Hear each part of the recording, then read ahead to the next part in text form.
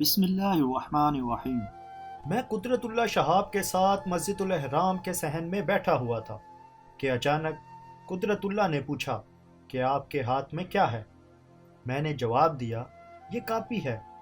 قدرت اللہ نے کہا، یہ کیسی کاپی ہے؟ اس میں دعائیں لکھی ہیں۔ میرے کئی ایک دوستوں نے کہا تھا کہ خانہ کعبہ میں ہمارے لیے دعا مانگنا۔ میں نے وہ سب دعائیں اس کاپی میں لکھ لی تھیں۔ دھیان کرنا، وہ بولے، یہاں جو دعا کی جائے وہ قبول ہو جاتی ہے۔ میں نے کہا، کیا مطلب؟ میری ہنسی نکل گئی۔ کیا دعا قبول ہو جانے کا خطرہ ہے؟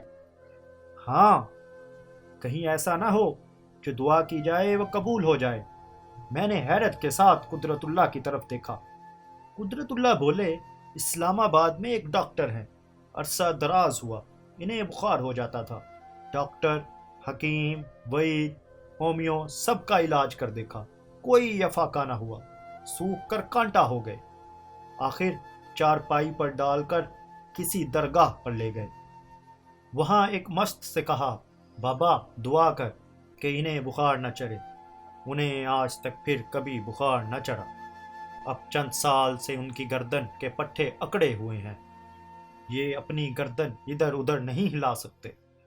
ڈاکٹر کہتے ہیں کہ یہ مرض اسی صورت دور ہو سکتا ہے کہ انہیں بخار چڑھے۔ انہیں درا در بخار چڑھنے کی دوائیاں کھلائی جا رہی ہیں، مگر انہیں بخار نہیں چڑھا۔ دعاؤں کی کاپی میرے ہاتھ سے چھوٹ کر گر پڑی۔ میں نے اللہ کی طرف دیکھا۔ میرے اللہ، کیا کسی نے تیرا بھید پایا ہے؟